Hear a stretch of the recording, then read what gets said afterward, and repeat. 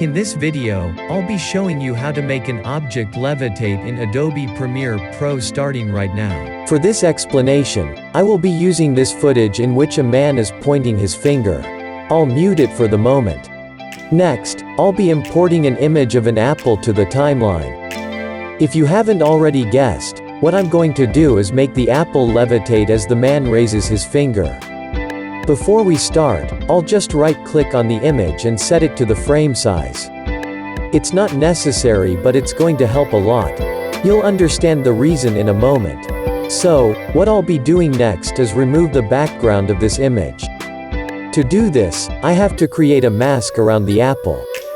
More often than not, whenever there is a levitating scene in a video, masking is definitely involved in it.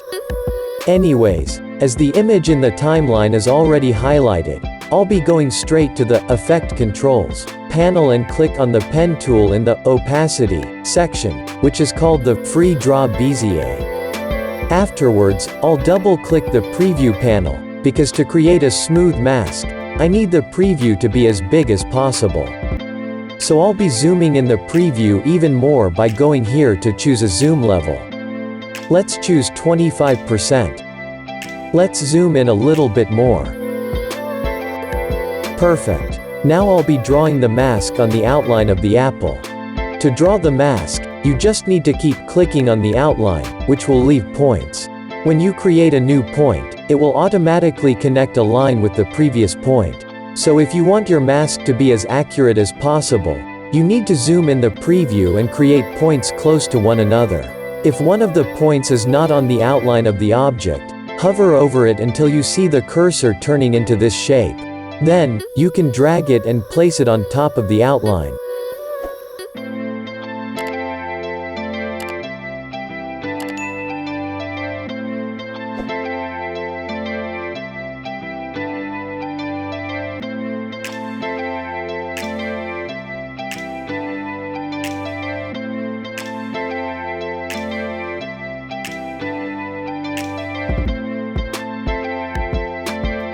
To complete the mask, click on the first point you started creating the mask.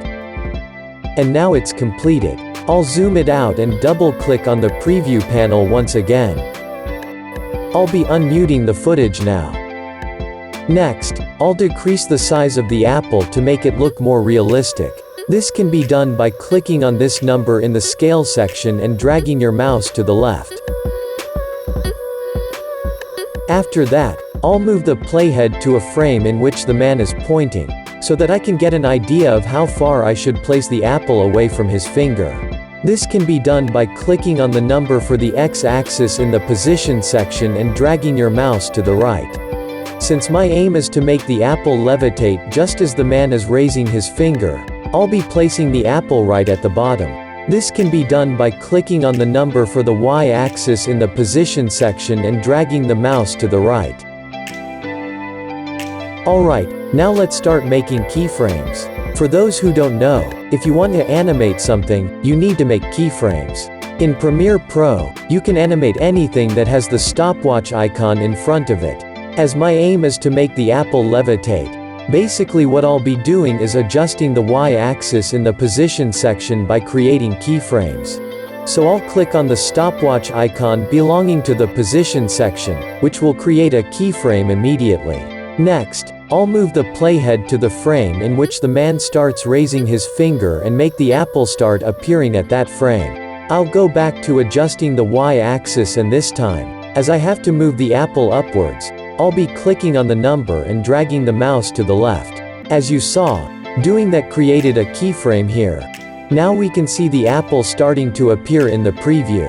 I'll be moving to the next frame in the footage by clicking on the Step Forward icon.